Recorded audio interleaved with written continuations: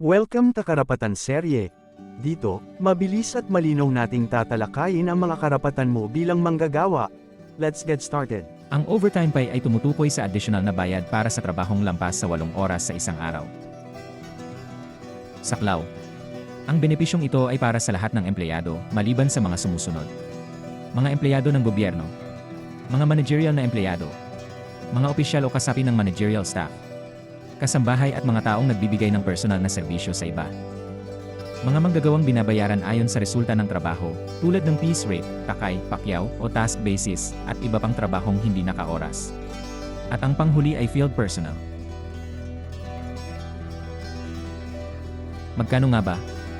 Nag-iba ang minimum na rate ng overtime pay depende sa araw kung kailan ginawa ang overtime na trabaho.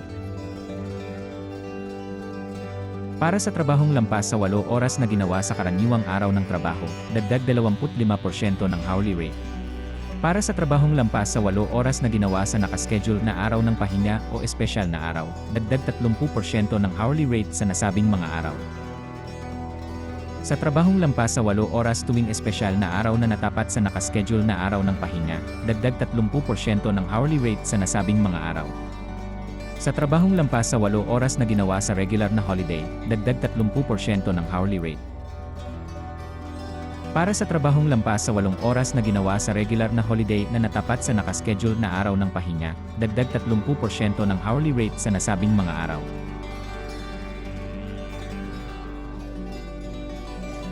Sa madaling salita, ang premium pay para sa trabaho sa araw ng pahinga, espesyal na araw, o holiday ay kasama na sa regular na rate ng empleyado sa pagkukuwenta ng overtime pay, lalo na kung minimum lang ang ibinibigay ng employer ayon sa batas. Pero, pwedeng magkasundo ang empleyado at employer na mas mataas pa ang overtime pay kaysa sa itinatakda ng batas. Salamat sa panonood. Kung gusto mo pang mas marami pang matutunan tungkol sa iyong karapatan, mag-subscribe ka na. Malaking tulong sa amin ang like at share para mas marami pa tayong matulungan.